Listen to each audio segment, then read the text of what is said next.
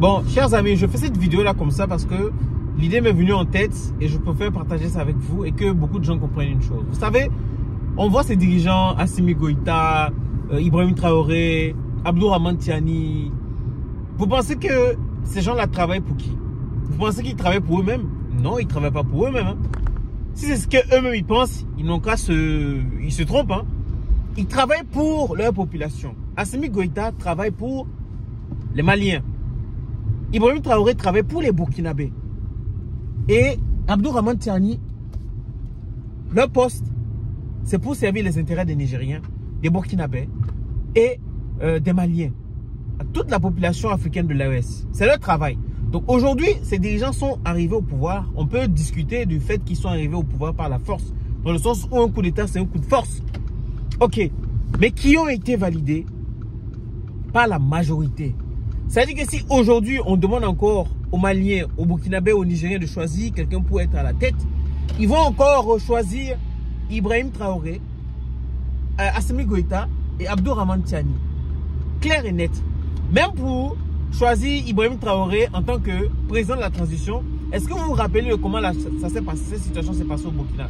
C'est-à-dire que au moment où les gens faisaient la réunion pour élire, pour choisir une personne à la tête en tant que président de la transition, les Burkinabés se sont levés et ils sont allés devant là où les gars faisaient la réunion pour protester parce qu'ils voulaient Ibrahim Traoré comme président. Et pour eux, ils avaient dit que si Ibrahim Traoré n'était pas le président de transition, il n'y aurait personne. C'est comme ça qu'il a été choisi président de la transition. Vous comprenez? Assimi Goïta, quand il est arrivé, c'est comme j'expliquais dans ma vidéo qui est sortie précédemment, quand il est arrivé au pouvoir, il a redonné le pouvoir aux civils. Mais là maintenant les choses se sont passées, il s'est rendu compte que ce n'était pas ça. Et les gens l'ont redemandé et il est reparti. Les gens ont fait des coups d'État et que la population est sortie massivement pour féliciter parce que c'est une chose attendue. Et c'est pour ça que moi je dis souvent que, arrivé à un moment donné, il y a des coups de force qui doivent être faits. Parce que quand on voit que ça ne va pas, il faut vraiment se lever et puis se dire non, top, c'est bon quoi. Il faut taper le poing sur la table pour dire ça ne va pas. Et c'est ce qui s'est passé. Il y a dans des pays, il y a eu des coups d'État, mais il y a eu des morts et les gens, la population n'était pas d'accord. Et ça, on le sent, on le voit, on le sait tous. Vous comprenez donc? Toutes ces personnes-là, détrompez-vous, ils ne travaillent pas pour eux, ils travaillent pour le peuple burkinabé, pour le peuple malien, pour le peuple nigérien. Donc ce qui veut dire que si demain, les choses ne se passent pas, allez hop, ils passent à la trappe. Hein. Qu'ils leur mettent ça dans la tête, que beaucoup de gens se mettent ça dans la tête. C'est pas parce qu'ils sont en train de faire un coup de force à qui que ce soit. C'est un coup de force, vous allez comprendre. Et on n'allait pas avoir beaucoup de soutien comme ça. En temps, on a des gens qui soutiennent massivement le régime militaire. Qu'est-ce que le peuple... C'est quoi le peuple a besoin? Le peuple a juste besoin des gens qui vont venir servir leur intérêt. Servir leur intérêt. Vous comprenez? Servir leur intérêt au cours de leur vie. Même si pour eux, il faut dealer avec le diable, s'il faut dealer avec l'ennemi des autres, pour les intérêts de leur nation, ils vont le faire. Et c'est ce que Maïga a dit, le ministre des Affaires étrangères malien.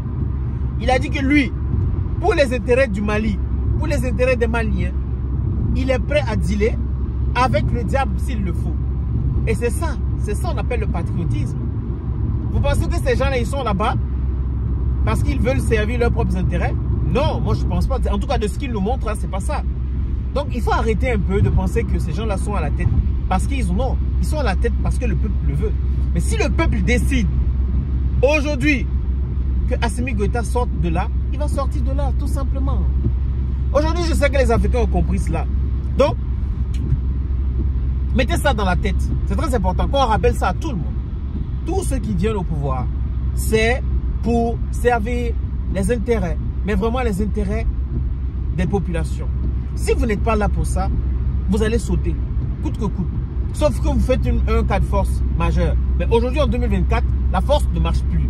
Et ça, je pense que beaucoup de dirigeants l'ont très bien compris.